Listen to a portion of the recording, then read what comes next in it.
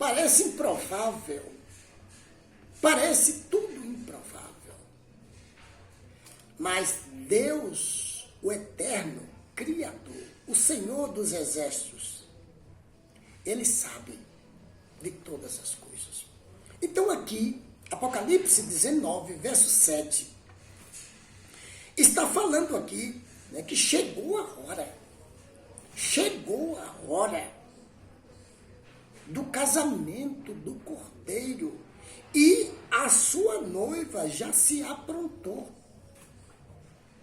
De repente, aqui está dizendo que a noiva já se aprontou, está falando até nas vestes, nas roupas que uma noiva usa, mostrando que os servos de Deus, aqueles que foram chamados, que atenderam esse convite para o casamento, eles já estão vestidos adequadamente, já estão se vestindo, porque está dizendo aqui, ó, para vestir-se foi-lhe dado linho fino, brilhante e puro. Linho fino são os atos justos dos santos, ou seja, quando você aceita esse convite, meu amado, você larga tudo que este mundo está apresentando a ti para trás. E agora você começa agora a produzir esses atos de justiça, de retidão, de santidade, de renúncia. E esses atos é que representam o seu caráter, semelhante ao caráter do seu Salvador, que é Jesus. Ele suportou todo o sofrimento, ele amou, deu prova de que nos ama, morreu na cruz e ressuscitou. E deixou as pisadas para que eu e você andássemos por elas. Por isso que a gente percebe que nascemos nesse mundo, mas recebemos um convite para este casamento. E agora a gente mudou os planos. Por quê? Porque você se submeteu àquilo que ele disse em Mateus 28, 11, do 28 a 30. Ele diz: vinde a mim, você que está cansado, você que está sobrecarregado, e eu te aliviarei.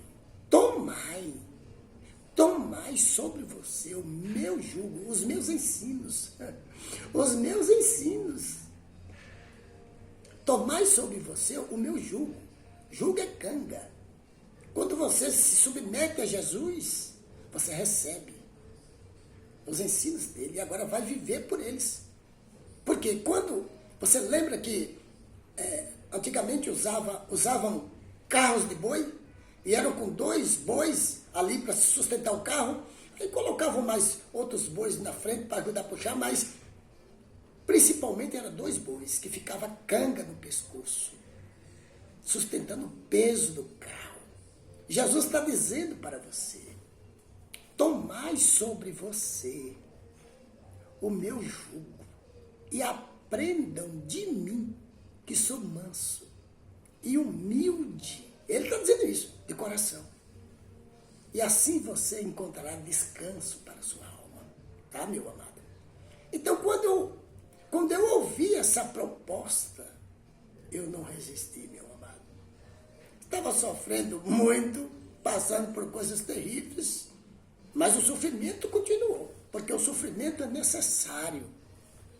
Mas de outra forma, não o sofrimento para me destruir, mas o sofrimento para me lapidar. Entendeu? Para me tirar daqui, quando houver essa festa de casamento, todo o sofrimento que eu passei será considerado nada. Porque nesta festa de casamento eu vou me alegrar e vou me casar com o noivo, porque faço parte da sua noiva. Apocalipse no capítulo 12, verso 1. Uma mulher vestida de sol, com a lua debaixo dos seus pés. Uma profecia, mostrando que ele tem uma noiva, a sua noiva, uma igreja, uma mulher, com a lua debaixo dos seus pés. O alicerce da igreja debaixo dos pés da mulher, porque mulher é igreja na profecia. A lua representa Jesus, Porque Deus, Ele é o sol da justiça. Jesus reflete a luz de Deus. A lua reflete a luz do sol. Não tem luz própria. Jesus também não tem. Ele recebeu para nos dar essa luz. Nós refletimos hoje a luz de Cristo. Esta igreja, esta mulher de Apocalipse 12:1, uma mulher vestida de sol, Deus, com a lua debaixo dos seus pés, Jesus, e com uma coroa de 12 estrelas na cabeça, os 12 apóstolos, representando os 12 apóstolos e as 12 tribos de Israel. Uma coroa com 12 estrelas na cabeça, certo? A lua debaixo dos seus pés. E esta mulher estava grávida para dar luz ao filho. O Salvador, que veio para nos salvar, o Cordeiro. Tá, meu amado? Então, Apocalipse no capítulo 19, aqui o verso 8. Para vestir-lhe foi-lhe dado linho fino, brilhante e puro. Linho fino, brilhante e puro. O linho fino são os atos justos dos santos. Agora, o verso 9 diz: felizes os convidados para o banquete do casamento do Cordeiro. Felizes. E acrescentou: estas são as palavras verdadeiras de Deus. Tá, meu amado? Agora, vamos retornar para o capítulo 22 aqui de Mateus, porque eu parei aqui precisamente aqui no convite do casamento. Mas eles não lhes deram atenção. E saíram, um para o seu campo, outro para os seus negócios. Os restantes, agarrando os servos, maltrataram-nos e os mataram. O rei ficou irado e, enviando o seu exército, destruiu aqueles assassinos, mostrando que na volta de Jesus, meu amado, se você não se submeteu a Jesus, se você não se converteu, se você não se preparou, não se vestiu deste linho puro, não mudou a sua vida para produzir, de fato, atos de justiça como um servo de Deus, meu amigo. Aqui está dizendo que o rei vai se levantar. A volta de Jesus vai estar divididos. Todo esse povo da terra em dois grandes grupos. Um grupo ficará à direita e o outro grupo ficará à esquerda. Mateus capítulo 25, verso 31 a 46. Cuidado, meu amado. A sua vida não é para sempre. Aceite o convite de Jesus. Vinde a mim, todos os que estão cansados, sobrecarregados. Eu vou aliviar. Tomai sobre vocês o meu jugo. Como é que alguém toma o jugo de Jesus sobre si? Quando se submete a ele. Lá no livro de Hebreus está falando que ele está esperando que todos os seus inimigos sejam colocados como estrado dos seus pés. Ele está sentado ao lado do Pai, esperando. Ele está esperando. Atos capítulo 17, verso 30, está dizendo que Deus é longânimo, não querendo que ninguém se perca, mas que todos cheguem ao conhecimento da verdade e se arrependa. Atos 2:38 está falando: arrependam-se, sejam batizados em nome de Jesus Cristo para perdão dos seus pecados e recebereis o dom do Espírito Santo. Olha, meu amado, isso aqui é uma coisa tremenda. Você não acha que isso aí que está sendo mostrado é uma coisa tremenda? Porque, de repente, tudo pode acabar e quem está fora não pode entrar. e quem está dentro não pode sair. A porta da graça será fechada. Quando fala na parábola das 10 virgens, que o noivo chegou e entrou para o banquete com as 5 prudentes, que tinham azeite de subexcelência, tinha na candeia e tinha azeite guardado no outro potinho. Ou seja, a preparação antecipadamente. Sabendo que o noivo viria, então preparou-se adequadamente. Mas as outras não. Ainda foram comprar o azeite. Aí quando voltaram, a porta havia se fechado. O noivo havia entrado com as 5 prudentes para o banquete. Aqueles que serão salvos, meus amados. Não podemos deixar.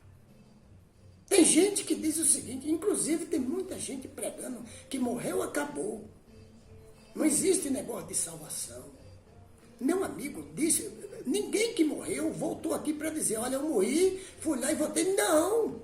Aí quebraria o segredo.